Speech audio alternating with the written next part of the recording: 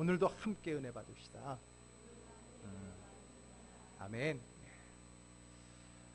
우리가 사는 집, 여러분들이 사는 그 거처 집, 그것은 바로 우리의 안식처입니다.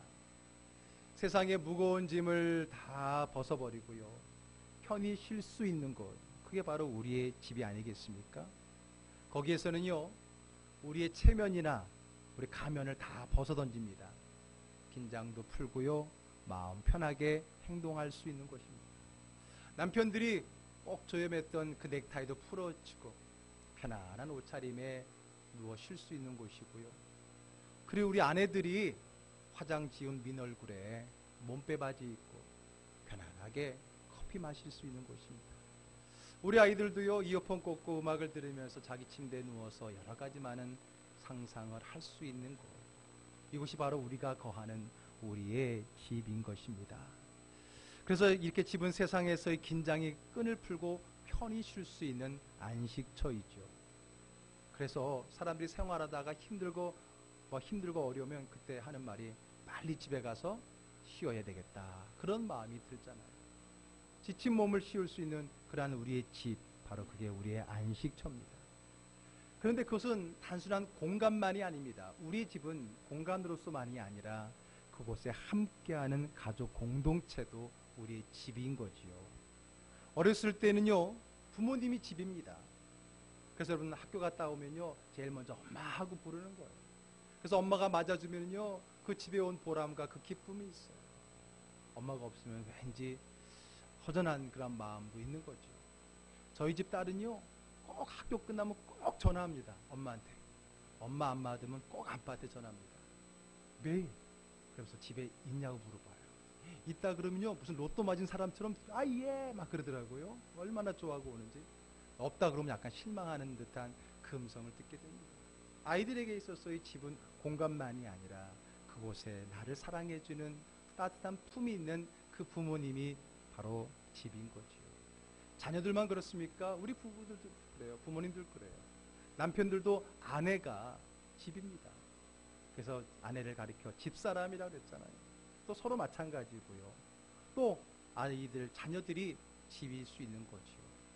이렇게 이 가정이라고 하는 것은 세상에서의 힘든 그 고군분투한 우리의 삶의 그 지친 몸과 마음을 쉬게 해줄 수 있는 안식처요, 편히 쉴 수 있는 좋은 그것이 바로 집이라고 하는 겁니다. 그런데 우리 사람에게는 이런 육체와 마음만 있는 것이 아니라, 우리 믿는 자들은 분명히 알지만 우리에게는 영혼도 있다라고 하는 겁니다. 하나님께서 우리 인간을 창조하셨을 때에 육체만 창조하시고 마음만 창조하신 것이 아니라 우리에게 하나님의 영, 하나님의 형상을 닮은 그 영을 부어주셨습니다. 그래서 우리는 살아있는 영적인 존재가 된 것이죠. 영의 사람들이 된 겁니다. 우리의 육체와 마음도 쉼이 필요하고 쉼의 장소가 필요하듯이 우리 안에 있는 이 영혼도 쉼이 필요하고 쉴 수 있는 장소와 그러한 공간이 필요하다라고 하는 겁니다. 그렇다면 우리 영의 안식처, 우리 영의 집은 어딜까요? 그것은 다름 아닌 우리의 영의 아버지이신 하나님이 계신 곳, 하나님의 임재가 있는 곳입니다. 그곳이 어디입니까? 성경시대에는 성전이었고요, 오늘날에는 우리가 함께 예배드리는 이 교회인 것입니다. 이 교회는 우리의 육체와 우리의 마음뿐만 아니라 그 어느 곳에서도 위로받을 수 없는 우리의 영혼을 쉬게 해주고 위로해주고 치유해줄 수 있는 곳이 바로 교회인 겁니다. 그래서 일찍이 성 어거스틴은요, 교회는 어머니의 품과 같다라고 말을 했어요.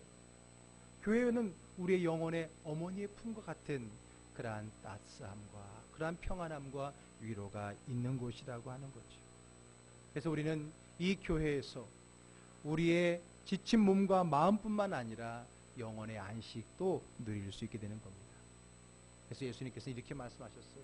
본인이 바로 하나님의 임재고 본인이 하나님의 성전이시기 때문에 수고하고 무거운 짐진 자들아 다 내게로 오라, 내가 너희를 쉬게 하리라 라고 말하면서 세상에 지쳐가는, 영혼까지 지쳐있는 그 많은 사람들에게 나에게로, 내가 있는 하나님의 제단으로, 하나님의 임재의 자리로 나오라고 초청하셨던 겁니다.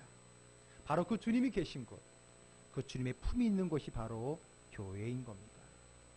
자, 그렇다면 여러분들은 교회에 어떤 마음을 갖고 있습니까?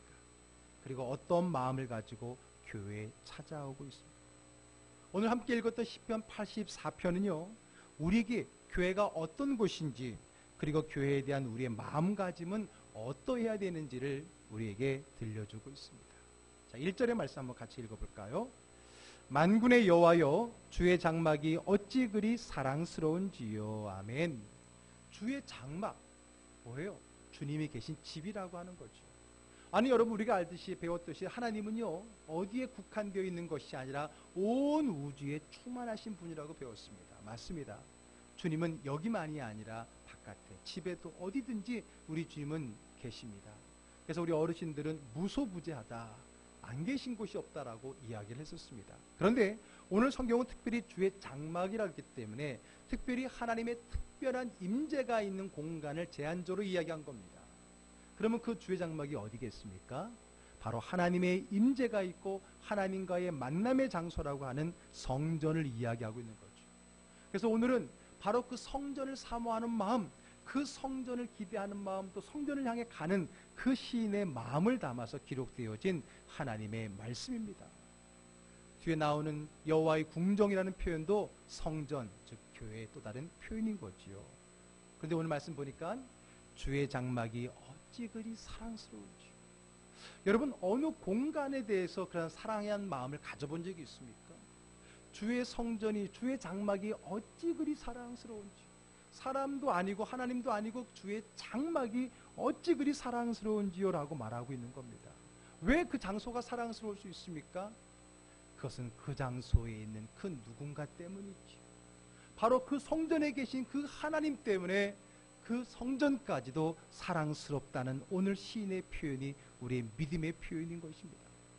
그렇잖아요. 사랑하는 사람이 있는 곳은 그 장소도 사랑스럽고 좋은 거 아닙니까?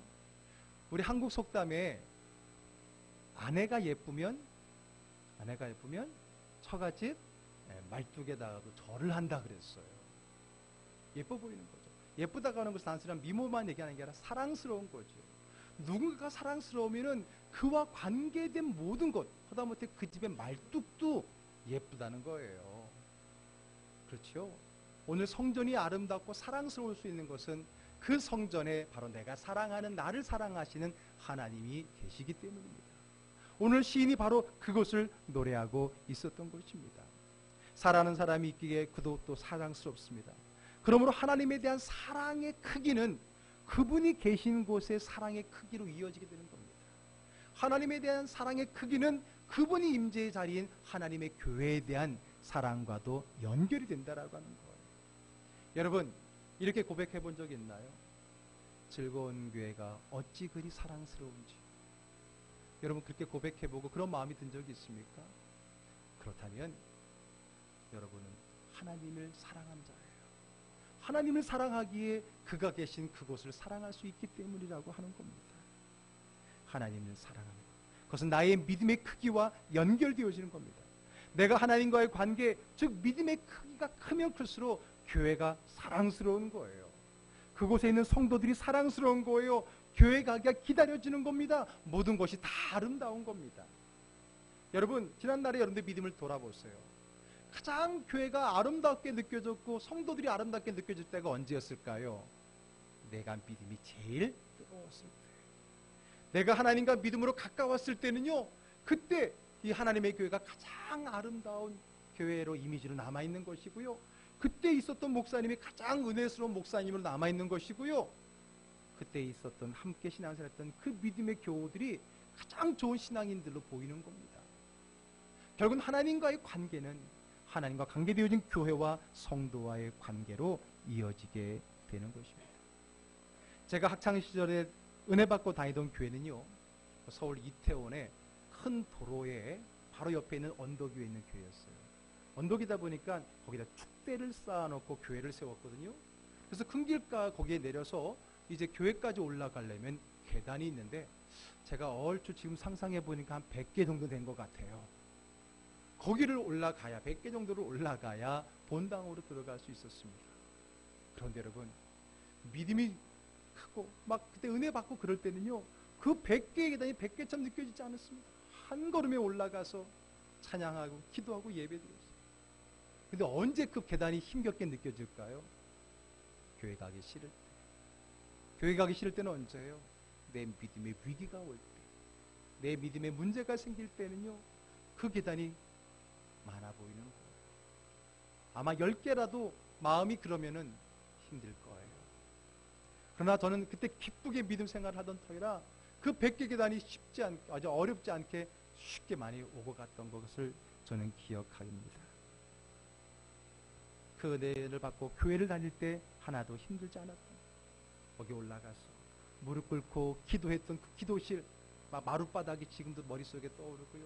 학생들과 함께 예배드렸던 그 예배실, 또 찬양 연습한다고 함께 했던 찬양 연습실, 또 본당 같은 경우는 우리 학생들이 많이 못 올라가지만 당시에 강단에서 우리가 올라갈 일은 저희가 선국을 많이 했는데, 선국할 때 그때는 지성소라고 생각했던 그 지성소에 강단에 올라가서 선국을 했던 그 자리, 지금은 그 교회가 다 이제 없애고 새롭게 이태원이다 보니까 쇼핑 빌딩을 이렇게 지었고, 아래층은 쇼핑이고 위엔 다 교회고 한데 그렇게 바뀌었는데, 어쨌든 지금도 그때 우리는 그걸 절벽교회라고 불렀거든요. 우리 학생들은 절벽처럼 있어서 그 교회가 지금도 선한 것은, 그때 그 교회가 아름다운 것은 그때 내 믿음이 아름다웠고 그때 나와의 하나님 관계가 아름다웠기 때문이라고 하는 거예요.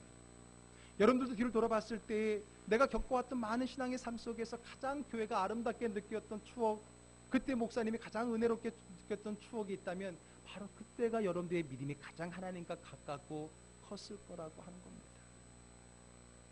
그건 여러분 이해할 수 있겠죠. 결국은 하나님과의 관계, 그 하나님과의 믿음의 관계가 오늘 하나님의 처소인 교회와의 관계로 이어지게 되는 것입니다. 오늘 본문 2절의 말씀 읽어보겠습니다.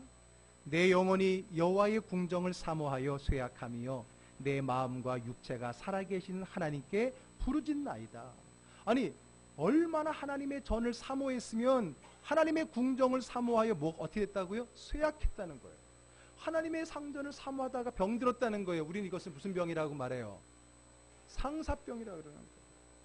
여러분, 이성 때문에 상사병을 알아본 적이 있을지라도 하나님의 교회에 대한 상사병을 알아본 적 있습니까? 아, 나 너무 교회 가고 싶어. 나 너무 교회 가고 싶어. 그것 때문에 마음 앓고 몸 아파본 적이 있었습니까?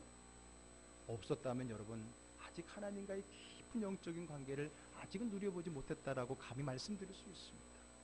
오늘 시인은요, 그 하나님의 궁정을 사모하여 쇠약해졌습니다. 병들었습니다. 얼마나 그 교회 가고 싶었으면, 성전을 가고 싶었으면 그런 마음이 들었겠느냐라고 하는 겁니다. 오늘 이 내용을 보면 이 시인은 지금 성전 안에 있는 게 아니에요. 성전 밖에 있어요. 어떤 이유인지 성전 밖에 있고 성전을 갈 수 없는 형편에 있고 여러 가지 문제가 있다고 보아집니다. 그래서 이것을 가지고 어떤 학자들은 누구보다 성전을 사모했던 사람인 다윗의 시가 아닐까라고 추측하는 사람도 있습니다. 물론 다윗 시대에는 성전이 없었습니다. 그는 성전을 짓고 싶었지만은 하나님이 허락하지 않으셨고 그의 아들 솔로몬의 때 지었습니다. 그는 하나님의 임재의 상징인 또 다른 성전이라고 볼 수 있는 법궤가 방치되어 있는 것에 대해서 늘 가슴이 아팠습니다. 그렇기 때문에 오늘 이 시는 다윗의 시라고 말하는 사람도 있습니다. 그리고 또 어떤 사람들은요, 훗날 솔로몬 성전이 나중에 바벨론에 의해서 파괴가 되고 이스라엘 민족이 바벨론으로 포로로 가게 됩니다. 그때 성전을 잃고 포로로 갔던 이스라엘 민족들이 그 성전을 생각하며 안타까이 생각하며 다시는 성전에 예배를 드리지 못하는 그 마음 때문에 사모하는 마음으로 지은 시라고도 이야기합니다. 누구의 시든 어떤 시든 분명한 것은 그 성전을 사모하는 마음, 그리워하는 마음으로 쓴 글은 분명하다고 하는 겁니다. 오늘 우리에게도 이 시인과 같은 성전을 사모하는 그러한 마음이 있느냐는 거예요. 과연 그런 마음을 가지고 오늘 이 자리에 나와 있는 것을 여러분 스스로에게 물어보시라고 하는 겁니다. 우리의 믿음은 하나님의 전을 사랑하는 마음으로 이어지게 됩니다. 우리의 교회 사랑은 곧 하나님의 사랑과 연결되어집니다. 3절의 말씀 읽어보겠습니다. 나의 왕, 나의 하나님, 만군의 여호와여, 주의 제단에서 잠새도 새 집이 없고 제비도 새끼 둘 보금자리를 얻었나이다. 왜 갑자기 참새 제비 얘기 나왔을까? 이게 무슨 말인가 하면 지금 이 시인은 성전 밖에 있어요. 어떤 연유인지 그곳에 갈 수가 없는 안타까운 사연이 있어요. 그때 그가 누구를 부러워하고 있는 거예요?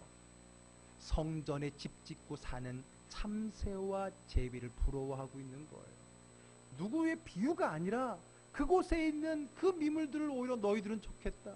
너희들은 성전에서 살 수 있어서 좋겠다. 너희들은 그 성전에서 늘 들려오는 찬양을 들으며 살 수 있어서 좋겠다. 너는 그 성전에서 제사장들이 낭독하는 하나님의 말씀을 늘 들을 수 있어서 좋겠다라고 그가 말하고 있는 겁니다. 4절 읽어보겠습니다. 주의 집에 사는 자들은 복이 있나니 그들이 항상 주를 찬송하리다. 이게 바로 그거예요. 그곳 사는 너희 제비 참새들 좋겠다. 너희는 늘 하나님을 찬양하고 언제든지 하나님 앞에 예배할 수 있으니까 너무 좋겠다. 그런 마음을 갖고 있는 겁니다. 저도 학생 때 은혜 받고요, 한 가지 부러워하는 게 있었어요. 물론 우리 가족들이 믿지 않았기 때문에 믿는 가족들을 두고 있는 친구들이 부러웠고요. 또 하나는 교회 가까이 사는 친구들이 부러웠어요. 저희 교회는 이태원이었고 저는 보강동이었어요. 걸어서 다녔잖아요. 주로 걸어서 한 50분에서 1시간 걸렸어요.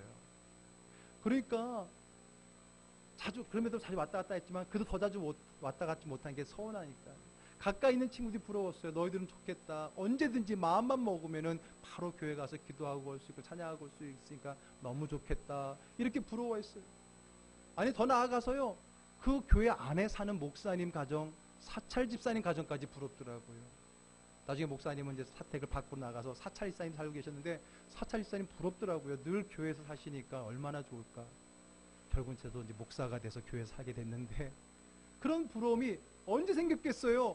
믿음이 생기고 하나님과 은혜가 가까이 생기니까 그렇게 생기죠. 믿음 없는데 그 부러워하겠습니까? 믿음 없을 땐 교회와 멀리 떨어져 있는 게 더 감사하겠지. 그래요. 그런 마음이, 교회를 향한 마음은 결국 그 교회 주인 되신 하나님과의 마음이라고 하는 겁니다. 그런데 하나님의 전인 교회를 사랑하는 마음은 거리와 상관없습니다. 보이는 땅의 육체의 거리와 상관없습니다. 그것은 마음의 거리, 믿음의 거리가 중요한 겁니다. 제가 자주 쓰는 말 있죠. 교회는 가까운 데로 다녀라. 교회는 가까운 데로 다녀라. 저의 원칙입니다. 이게 무슨 말이냐? 멀리 오신 분들 당황하시지 마세요. 제가 말하는 그 가까움은 땅 거리를 얘기하는 게 아니라 마음의 거리입니다. 마음이 가까운 교회를 가야 되는 거예요. 내 믿음의 거리가 가까운 교회를 다니는 여러분 되기를 주님 축복합니다. 오늘 즐거운 교회가 여러분들의 마음과 믿음의 가까운 거리입니까? 그래서 여기 오신 줄 믿고 감사드립니다. 그래요. 여러분, 제가 아는 분은요, 서울에서부터 주일날 내려와서 예배드리고 올라가는 가정이 있어요.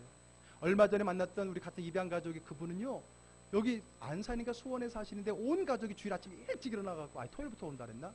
대전에서 예배드리고 가요. 이 오는 걸 기쁘고 즐겁게 누리는 거예요. 자기가 은혜 받은 그 교회이기 때문에 이사를 가도 떠나지 못하는 거예요. 늘 찾아와서 예배드리는 그것을 보면서 이게 가까운 교회예요. 이게 가까운 교회입니다. 여러분, 멀다고요? 여러분들이 말하는 그 먼 게 거리였나요? 혹시 마음은 아니었나요? 믿음은 아니었나요? 여러분, 서울대 멀어서 못 간 사람 봤어요? 너 서울대 왜 못 가서? 거리 너무 멀어서 서울대 갈 수 있는데 안 갔어. 그런 사람 있어요? 아니잖아요. 아니, 서울대는 뭐 거리가 멀더라고 못 가는 그런 사람이, 그런 어리석은 사람이 어디 있어요? 실력만 되면 다 가는 거지. 맞아. 믿음의 거리, 마음의 거리가 가까울 때 그것은 곧 나의 믿음과 교회의 사랑의 관계로 연결되어진다라고 하는 겁니다. 5절의 말씀 읽어보겠습니다. 주께 힘을 얻고 그 마음에 시온의 대로가 있는 자는 복이 있나이다. 아멘. 시온의 대로. 시온이라는 말은 예루살렘 성전의 별명입니다. 즉 성전으로 가는 길, 큰 길, 시온의 대로입니다. 근데 이 시온의 대로라고 하는 표현은 무슨 표현이냐면은 성지 순례자들이 성전을 향해 가는 그 여정, 그 길을 시온의 대로라고 불렀던 겁니다. 그래서 어떤 번역 성경에는 필그림이라고 해서 순례자의 길로 번역된 성경도 있습니다. 어쨌든 성전을 사모해서 성전을 향해 가는, 지금이야 교회가 다들 동네마다 있지만은 성경시대 때에는 예루살렘에 성전 하나밖에 없었잖아요. 그 성전을 찾아 떠나는 그들의 여정, 그 길이 시온의 대로인데, 오늘 보니까 그 시온의 대로인데 그냥 시온의 대로가 아니라 그 마음의 시온의 대로가 있는 사람은 이야기합니다. 즉 내 마음에 하나님의 전을 향해 있는 그 마음의 길이 있는 사람이라는 거예요. 그런 사람에게 뭐가 있다고요? 복이 있다는 겁니다. 아멘. 여러분 마음속에 교회를 향한 길이 있습니까? 그 교회를 향해 가고자 하는 그 마음에 애달픈 길이 있습니까? 그분들에게 하나님의 복이 임하는 줄로 믿으시기를 바랍니다. 아멘. 그게 바로 하나님께 가는 길인 겁니다. 그 길이 마음에 있다는 것은 무엇입니까? 성전을 향한 마음이 활짝 열린 사람을 이야기합니다. 이런 사람은 복이 있다는 거예요. 어떤 복이 있나요? 6절과 7절의 말씀 보겠습니다. 그들이 눈물 골짜기로 지나갈 때 그곳에 많은 샘이 있을 것이며 이른 비가 복을 채워주나이다. 그들은 힘을 얻고 더 나아가 시온에서 하나님 앞에 각기 나타나리이다. 아멘. 성지를 향해 성전을 향해서 가는 그 여정이 쉽지가 않습니다. 우리가 알다시피 이스라엘 땅은 척박한 땅입니다. 그리고 여러분 척박한 땅이고 사람이 살지 않는 곳도 많아요. 그런 데는요 도적대들이 많이 있어요. 특별히 성전을 향해 가는 순례자들이 다니는 길에는 도적대들이 있어가지고요 성전에 갈 때 예물 드리고 하고 가기 때문에 그거 뺏으려고 있는 도적들도 있었던 거예요. 그런 위험이 있고 또 물이 부족하면서 어려움을 당하는 그런 어려움이 있는 그 험난한 그 길에 우리 하나님께서 그 길을 활짝 열어주신다라고 하는 겁니다. 눈물의 골짜기가 뭡니까? 눈물의 골짜기가 뭐예요? 눈물을 흘리면서 건널 수밖에 없는 골짜기에 얼마나 그 산을 넘기가 힘들고 어려우면 그럴까요? 우리나라에도 산에 보게 되면 아주 난코수의 산들은 이름도 막 그런 게 들어가 있고 고개 이름도 그런 것처럼 눈물의 골짜기를 지나가더라도 하나님께서 그에게 힘을 주실 많은 샘을 열어주시고요. 그리고 물이 부족할 때는 하나님께서 이른 비를 앞당겨서라도 그들에게 복을 채워주시는 것을 보게 됩니다. 뭡니까? 아무리 힘들고 어려워도 하나님의 전을 향해 나아가고자 하는 그 믿음의 마음의 대로가 활짝 열려있는 자는 하나님께서 무사히 안전하게 성전을 향해 갈 수 있는 길을 열어주신다라고 하는 은혜의 말인 것입니다. 성전을 사모하는 마음으로 그 길을 갈 때 하나님께서는 그 길을 열어주시는 줄로 믿으시기를 바랍니다. 그래서 결국은 하나님의 전에 도착할 수 있는 은혜를 우리에게 주신다라고 말합니다. 여러분들 어떻습니까? 아무리 어려운 힘들, 여러분 교회에서 집에서 우리 교회까지 오는데 막 도적대가 출몰을 하고 막 물이 없으면 더 이상 못 오고 막 험난해 갖고 막 넘어오기 힘든 그런 데서 오시는 분은 저희 교회는 없으시지요. 그건 없어. 그러나 또 다른 게 있어. 너무나 많은 것이 우리로 하여금 하나님의 전에 가는데 방해하는 많은 장애물이 있다는 걸 우리는 너무나 잘 알고 있습니다. 그거 아세요? 교회 못 가는 이유가 1년이면 36,500가지라고요. 제가 일부 예배 때는 3,650가지라는데 생각해보니까 더 많아가고요. 36,500가지. 하루에 100개씩 됩니다. 오늘 여러분들은 참 위대하고 정말 칭찬받을 게 합당합니다. 오늘도 교회 가지 못할 100가지의 이유를 뚫고 오늘 이 자리에 나온 여러분들 주의 이름으로 축복합니다. 여러분 교회 가지 못할 이유 너무나 많습니다. 날씨만 봐도 볼까요? 비가 와서 못 갑니다. 눈이 와서 못 갑니다. 추워서 못 갑니다. 더워서 못 갑니다. 바람 불어서 못 갑니다. 황사 때문에 못 갑니다. 꽃가루 날려서 못 갑니다. 길이 미끄러져 못 갑니다. 날씨만 가지도 우리는 손을 다 꼽을 수 있어요. 그러면 묻습니다. 날씨 좋으면요? 놀러 갑니다. 상황을 봐도 그래요. 몸이 아파서 못 갑니다. 너무 피곤해서 못 갑니다. 아이 시험 기간에서 못 갑니다. 마음이 울적해서 못 갑니다. 기분이 안 좋아서 못 갑니다. 부부싸움에서 못 갑니다. 친구랑 약속이 있어서 못 갑니다. 메이저리그 박병호 봐야 돼서 못 갑니다. 그럼 그런 일 없을 때는 한숨 자야 됩니다. 여러분 교회 못 갈 이유를 따지면은 모든 게 다 못 갈 이유입니다. 그러나 여러분들에게 이 시간에 부탁합니다. 그 못 가는 이유를 교회 가야 할 이유로 바꿀 수 있기를 주의 이름으로 축복합니다. 힘들면 힘들어서 교회 가서 은혜 힘을 받아야 됩니다. 그런 믿음의 마음을 결단을 가져야 됩니다. 더 이상 내가 그 교회 못 가는 이유에 굴복당하지 않도록 결단하시기를 주의 이름으로 축복합니다. 그 이유에 굴복하고 교회 나오는 것을 포기한다면 그에게 이러한 복이 주어질 수가 없습니다. 이런 복을 누릴 수가 없습니다. 마음속에서부터 성전을 향한 믿음의 대로가 열려질 때 하나님이 그에게 복을 주시는 겁니다. 교회 못 갈 이유를 뛰어넘어서 주 앞에 나오기를 결단한다면 하나님이 그 길 열어주실 줄 믿습니다. 못 갈 수 있을 것 같은데 믿음으로 결단하고 나갈 때 갈 수 있는 역사가 여러분들 가운데 일어나게 될 것입니다. 오늘 그 길로 나온 여러분들을 주의 이름으로 축복합니다. 10절의 말씀 읽겠습니다. 주의 궁정에서의 한 날이 다른 곳에서의 첫날보다 나은즉 악인의 장막에 사는 것보다 내 하나님의 성전 문지기로 있는 것이 좋사오니, 얼마나 성전이 좋으면 차라리 문지기라도 교회에 있었으면 좋겠다라고 하는 겁니다. 왜요? 그건 뭐가 좋기 때문이에요? 하나님이 좋기 때문이에요. 하나님이 좋으면은 교회가 좋은 거고, 교회가 좋고 하나님이 좋으면 목사님이 좋은 거고, 하나님이 좋으면 옆에 있는 믿음의 이웃이 좋은 겁니다. 그리고 그것은 또 믿음으로 좋은 것과 연결되는 거예요. 여러분, 선생님이 좋아봐요. 이 아이가 학교 가기를 즐겨합니다. 공부하기를 즐겨합니다. 하나님이 좋으면 믿음이 좋아지고 교회 가기가 즐거워지는 거예요. 그러므로 교회를 사랑한다는 것은 하나님을 사랑한다는 겁니다. 그렇다면 여러분들에게 그 성전이 어디입니까? 그러면 하나님의 성전은 어디입니까? 여러분들이 사랑하고 사모해야 될 그 성전이 어디입니까? 바로 이 자리, 즐거운 교회인 줄 믿으시길 바랍니다. 교회가 많습니다. 노래만 해도 아마 수가 없는 많은 교회가 있을 겁니다. 하나님은 어딘지 계시죠? 어딘지 가도 되지 않습니까? 라고 물을 수 있어요. 그러나 아닙니다. 오늘 우리가 하나님 만나야 될 우리 영혼의 안식처는 한 곳, 바로 이곳입니다. 우리가 함께 세운 교회입니다. 그러기에 여러분들의 믿음뿐만 아니라 추억이 있고 사랑도 있고 정도 묻어 있는 것입니다. 3년 전 우리가 이 재단을 얻고 이 재단을 꾸미기 위해서 우리가 함께 우리 손길을 가지고 여기를 꾸몄던 거 기억나지 않습니까? 여기가 골프 연습장이었잖아요. 여기서 라이트를 비치면 벽에 스크린이 있어서 치는 곳이었어요. 이 바닥에는 인조잔디가 다 깔려 있었습니다.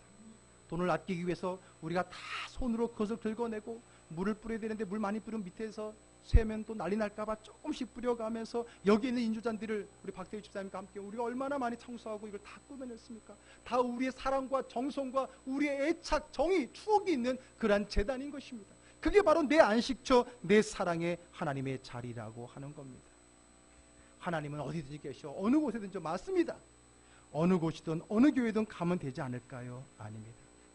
제가 오늘 여러분들 주보에다 글을 썼습니다. 아마 어제 미리 받아보신 분들이 있을 겁니다. 내 기도와 찬송 소리가 묻어있는 곳, 내 엉덩이에 체온이 남아있는 곳, 새벽마다 이 강단에서 여러분들의 이름이 목사의 입을 통해 기도로 올려지는 이 제단의 자리가, 그것은 한 곳밖에 없다는 겁니다. 아멘. 이 교회가 다른 교회보다 크고 웅장하고 아름답고 여기 있는 목사가 다른 교회 목사보다 잘생기고 멋있고 말을 잘해서, 그게 아닙니다. 오늘 여기 여러분들의 기도 소리와 말씀을 읽는 찬양 기도 소리가 있고 여러분들을 위해 기도하고 여러분들의 이름이 새벽마다 불려지는 재단이기 때문에 이곳은 그 많은 교회와 다른 나의 교회, 나의 영혼의 안식처가 될 수 있다는 사실을 믿으시기를 바랍니다.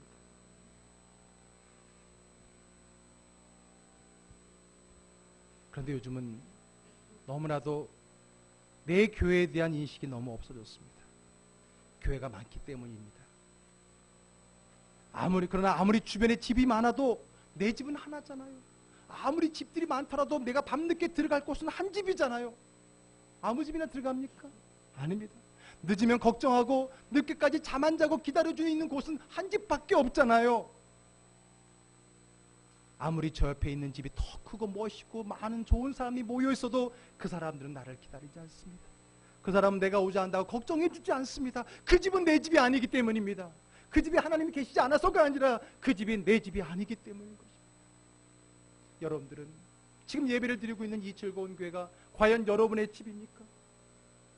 여러분의 집으로만 믿고 있습니까? 교회를 극장이나 상점 혹은 식당처럼 여기지 마십시오. 가끔 문화생활하기 위해 찾아가는 극장이 아닙니다. 뭔가 싸고 좋은 물건이 왔다는 소문을 듣고 아무 곳이나 가는 그런 할인마트가 아닙니다. 맛이 없다고 다음부터는 다른 맛있는 곳을 찾아다니는 그러한 식당도 아닙니다. 여기가 내 집입니다. 내 영혼의 집인 것입니다. 조금 늦게 들어올 수 있고 한 번쯤은 안 들어올 수 있고 외박할 수 있지만, 그러나 내가 가서 쉴 수 있는 곳은 여기입니다. 나를 기다려주고 나를 위해 기도해주는 가족과 같은 사람들이 있는 이곳이 내 교회입니다. 교회가 아무리 많더라도 내 교회는 이곳 한 곳뿐입니다. 그런데 내 교회가 아니라 구경 온 사람, 잠깐 들른 사람, 여차하면은 다른 교회로 옮길 준비를 하고 있는 사람들, 나에게 불리한 소리, 나에게 싫은 소리, 내가 듣기 싫은 소리를 보면 나는 언제든지 다른 교회를 가겠다라고 마음의 준비를 하고 있는 사람.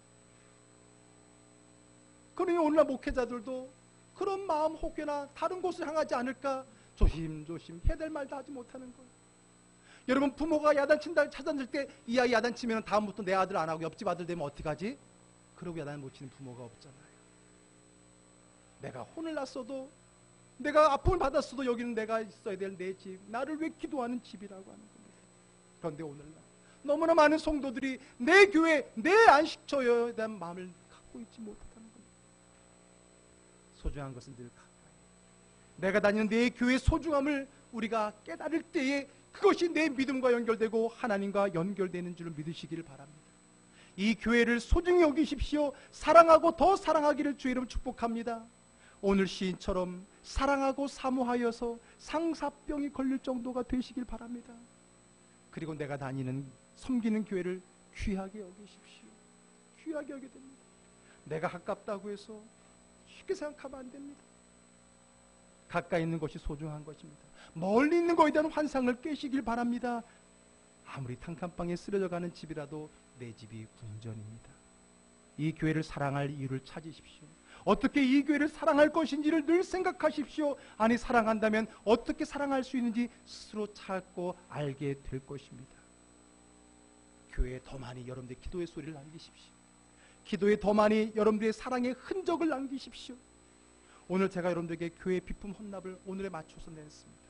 여러분들이 이 교회에 대한 사랑의 흔적을 많이 가지라는 겁니다. 여러분들에게 뭔가를 강요하는 것이 아니라 여러분들이 이 교회에 더 사랑의 애착을 가질 수 있는 더 많은 것을 생각해보고 그것을 통해서 더 하나님 앞에 가까이 나아가자라고 하는 겁니다. 지난주 일본 교회는 교회를 지을 때 교회채를 발행해갖고 그걸 사면은 어쩔 수 없이 그 교회를 떠날 수 없다라고 말했는데 참 그것도 좋은 방법인 것 같긴 합니다. 여러분들이 그럼에도 불구하고 이 자리에 남아있어야 될 이유가 뭐가 있습니까? 한 가지라도 있어야 될 거예요. 물론 보이지 않는 더 많은 것이 있습니다. 그럴 때 교회가 더 정의가고 사랑스러워지는 거고, 그 교회가 사랑스러울 때 그것은 하나님에 관한 믿음으로 연결이 되어지는 것입니다. 그것이 주님을 위한 것이 뿐 아니라 바로 여러분 자신을 위한 것임을